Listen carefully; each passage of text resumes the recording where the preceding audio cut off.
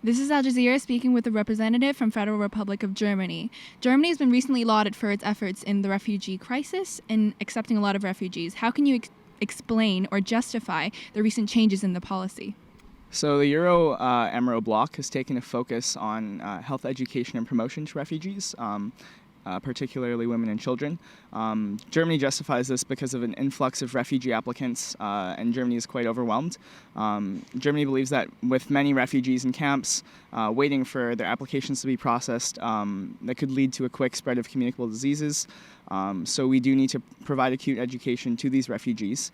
Many countries in the region seem to be quite cooperative, and we realize this is an issue.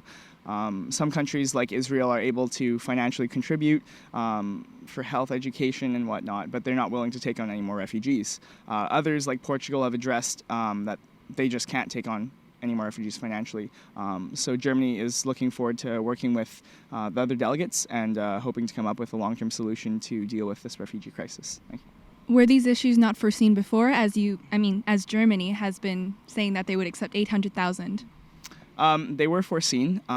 Delegates such as the UK have proposed that we focus on resettlement, but Germany finds that quite interesting because the UK has only accepted 216 refugees, whereas Germany has accepted tens of thousands, and other nations in the same regional bloc agree. So we have foreseen this issue, and we are planning on working collaboratively and hoping to get UK on board and other countries, other high-income countries. This is Al Jazeera speaking with a delegate from the Republic of India. Congratulations, first and foremost, on the successes of passing yesterday's agenda on equity, inequality, and sustainable development. What do you see are some foreseeable challenges for today's discussion, and/or what are some tangible agreements would you like reached by the end of today? So the challenge of today is that we have two main agendas, one about health financing and one about empowerment.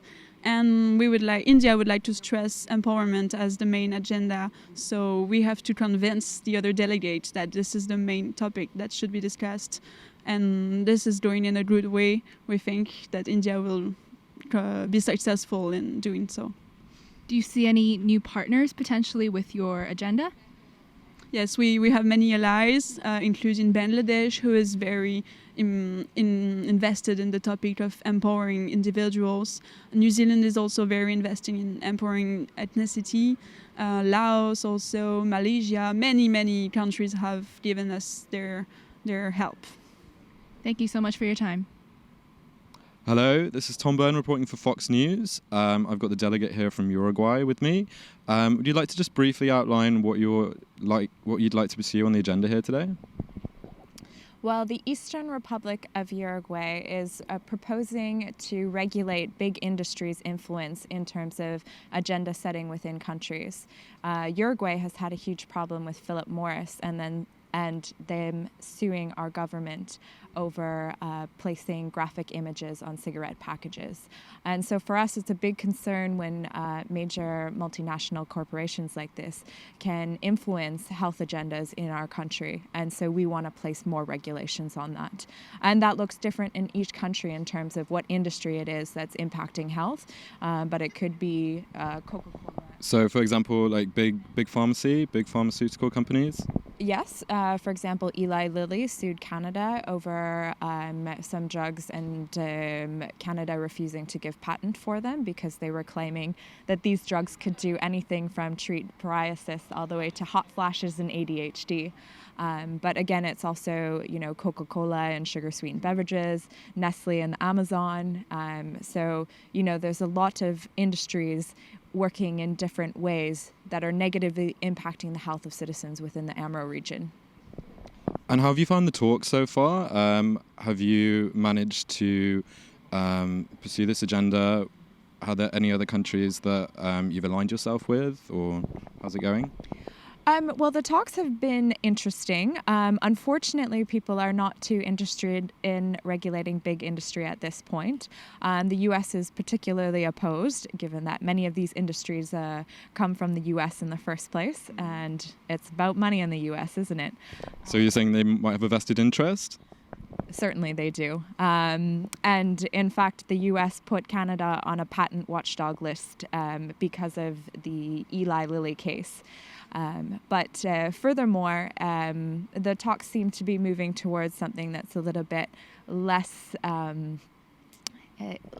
I know the USA is trying to pursue research, and how have you found that? I mean, is that relevant to Uruguay? I find it a little bit arrogant, given that Uruguay is a country of 3.5 million people. So for us to make billion-dollar investments in research and innovation, like the US is proposing, is perhaps slightly unrealistic that we can invest in the way that the US does, along with many other countries in the AMRO region. So perhaps the US needs to rethink this, but also at the same point, the opportunities and the investment because of the major multinational corporations is in the US. So if those opportunities are spread out more and these multinational companies are interested in funding in health research in these countries, then perhaps we might have more success with those initiatives. Okay, great. Thank you very much. Bonjour, Justine Le Lez, French journalist for French TV, France 2. We are here with the delegate of Republic of Burkina Faso. Bonjour. Inisa Roma, my name is Juliane Knoop. Okay, so what do you think about the WHO assembly? I think it's a great idea because all the African countries come together to set priorities in health topics. Okay, what are your expectations of the WHO? What are the topics you wanted to discuss on the agenda, for example? I hope that we find consensus on our priorities of health issues because that is really complicated because Africa is a huge continent and we have different countries. For instance, Burkina Faso is a landlocked country comparing to other countries at coastal areas in the northern Africa. So that's quite difficult sometimes to find current health issues and what we want to discuss. Oui, très bien, oui, je comprends. So also, I heard that you wanted to speak about climate change. So why? I mean, in Africa, you have a lot of issues, HIV, malaria, a lot of deaths, a lot of burden of diseases. So why do you want to speak about climate change? I don't get it. Yeah, that's what a lot of people say actually, but climate change includes all of that, and that's really not only a topic which we have to discuss in the future because a lot of people say it's happening only in the future, but it's happening already now. When you go to rural areas in Africa and talk to the farmers, they will tell you they don't have rain, they can't harvest because with the droughts or heavy rainfall, that's a real problem they are facing right now. And it's not only infectious diseases or non-communicable diseases, it's all. Like that is linked to climate change as well. So when we discuss climate change, it includes all the other diseases as well. Okay, but it must be hard for you to find alliances with other countries. So do you have alliances? How can you convince them to follow you on this topic? Because they have been talking a lot about maternal and child death, for example. Just to make sure I'm not against like maternal health, or I think it's a huge problem as well for Burkina Faso and whole Africa. But for instance, Ethiopia said as well that they are facing a lot of droughts, and normally it was every 3 years, but now it's more often, it's every year. So yeah, I think Ethiopia really thinks it's a huge issue as well. The same for Liberia. So I think I kind of find my African friends already, and we are about to convince the others as well. But I guess that we will find consensus and we will put climate change on the agenda and its impact. Ok, merci beaucoup Juliane, the delegate of Burkina Faso. Merci beaucoup pour la télévision française. Initié, merci beaucoup. Monsieur Schussler, bonjour. You are the French delegate, so I'm very happy to interview you today for France 2. My first question is, what do you think about the WHO Assembly? Oui, bonjour. I think that the WHO simulation is une event qui est very important pour pour the entire world, and we face problems with this simulation, which are very important. We discuss things which we can see in everyday life. Donc, I think I consider the simulation as very, very important. Oui. What are your expectations exactly, and what are the topic you want to discuss? Health expenditures per capita are higher than the OECD average in France, and we are ranked normally third or fourth after the United States, Germany, Switzerland, depending on the data used every year. And the high level of health expenditure has become increasingly important at a time when the public system is facing a chronic deficit, which are likely to increase with the current economic downturn. We spent about 11% of our GDP on healthcare, and we have 100% of coverage in France. And, I think that this is a topic which is very important to high-income countries such as France, and also the Netherlands. I think we will discuss these questions. Yep. Okay. Did you find any alliances with other countries? Yes, in fact, I'm very glad to know the Netherlands, the UK, Germany, and also some middle-income countries with us to establish a partnership which can be very good in the future.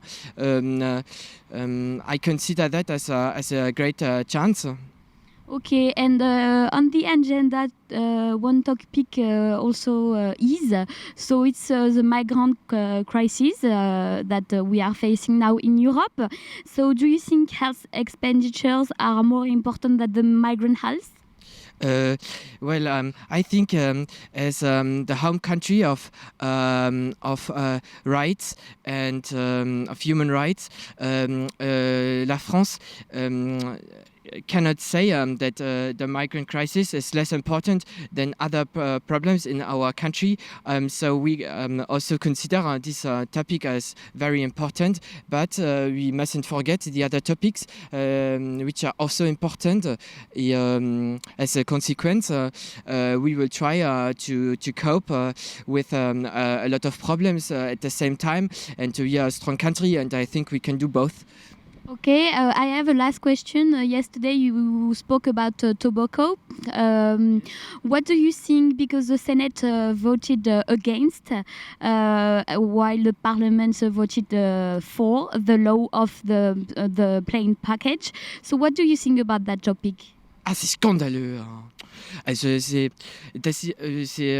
That was a topic which I found very annoying.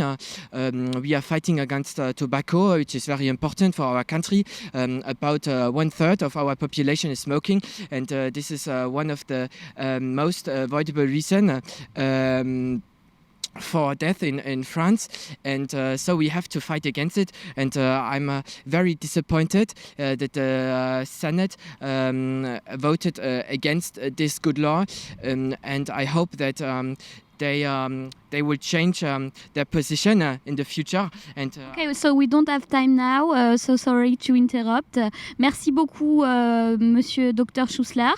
J'espère que voilà, vous allez faire du bon travail. merci bien, bonne journée, merci. Merci, au revoir. Good day, bye bye.